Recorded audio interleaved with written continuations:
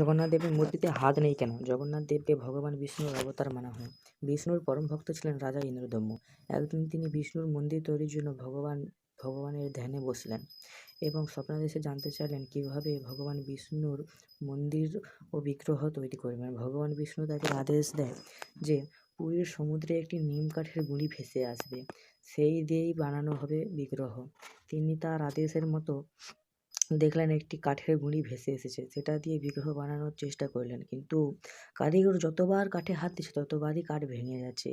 এ নিয়ে মহা সমস্যায় পড়লেন রাজা। সমস্যা দূর করতে ছদ্মবেশে মিস্ত্রি সেজে বিশ্বকর্মা এলেন এবং তিনি শর্ত দিয়েছিলেন এবং রাজা শর্ত মেনেও নিয়েছিলেন এবং শর্তটা ছিলেন যে যতদিন তার কাজ না হয় দরজা যেন কেউ না খুলে।